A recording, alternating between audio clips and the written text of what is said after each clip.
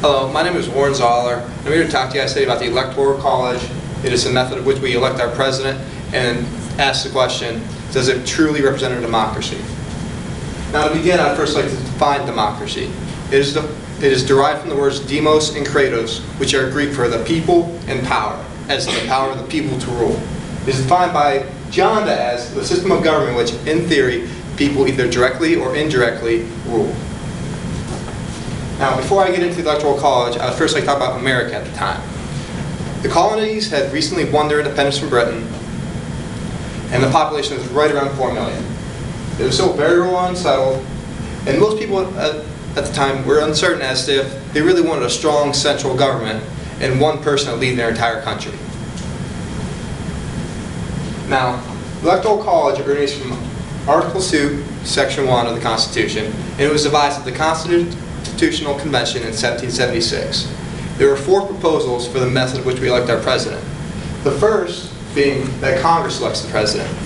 This was somewhat of a misconception for the way that we would elect our president, as the framers felt that if Congress elected the president, Congress had much more power than the other 2 branches of government.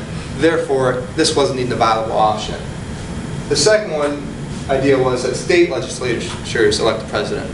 This too was shot down simply for the notion of a president so beholden in the states would ultimately owe something to the states, therefore undermining the central government.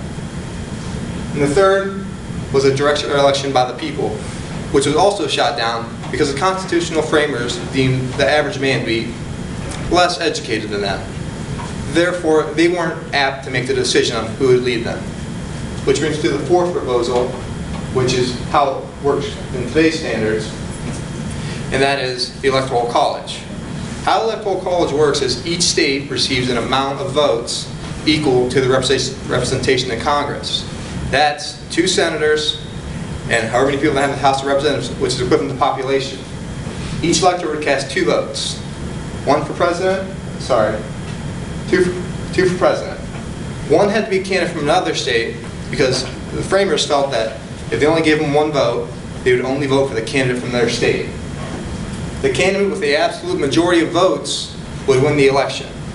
If no candidate had won this, the House of Representatives would vote one of the top 5 candidates. If they couldn't decide, the top 3 candidates from the election in the House of Representatives would go to the Senate, and the Senate would vote among them. And this is a picture of an electoral vote before the passing of the 12th Amendment. It is in the state of Louisiana. Now, the 12th Amendment was a major change to the way that we elect our president. It didn't scrap the idea of the Electoral College, just made several minor adjustments to how we do it. Primarily, the president and the vice president were no longer elected by whoever the top 2 candidates for presidency. They were separately elected by the states. Each elector would now cast 2 votes, one distinct for president and another for vice president, and nobody could cast a vote for a president and a vice presidential candidate from the same state. And if there was a tie or nobody received the majority, the House of Representatives would vote for the president and the Senate would vote for the vice president. And this is one of the newer ones after the passing of the 12th Amendment. Please note, there is a space for the President of the United States and a space for the Vice President of the United States. A major change since the passing of the 12th Amendment. Now, in modern day society, there are many arguments for and against the Electoral College. Beginning with the for, there is a certainty of outcome when it comes to the Electoral College. A tie is very unlikely, because it is very unlikely that 2 people are going to get the exact same amount of votes, because it is an even number, the number of votes.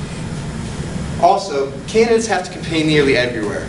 They don't have to go to the large cities to win over massive groups of population. They don't have to just campaign in one area of the United States.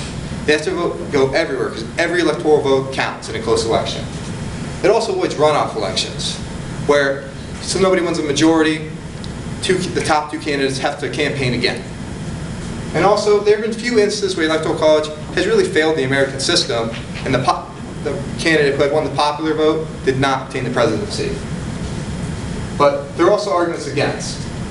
Primarily, current law in 21 states of America do not require their electors to vote for the winner of the popular vote for that state. This means that, say somebody had campaigned in Ohio. Even if they had won that state, the electors do not have to cast their votes for them. They can cast it whoever they personally feel is the best. Now, this has been a rare occurrence and has only happened a few times in the course of the nation's history, but it is still a very plausible possibility. And also, it provides an unequal representation of states. This being said, in terms of population, smaller states such as Wyoming have 3 electoral votes. Larger states such as Texas have right around 30. This being said, for the average population per electoral vote is 566,000, while in Wyoming is 136,000. So the vote really doesn't matter as much per individual in Texas as it does in Wyoming. And theoretically, one can win the election without winning the popular vote. This has been done in the past. Bush versus Gore in 2000. Bush lost the popular vote, but he still had enough electoral votes to win the presidency. And also, it promotes solely a 2-party system. A third-party candidate, he can't win very many electoral votes, but the odds of him having a chance of even winning the election are slim to none. That's all I have to say. This is my works cited.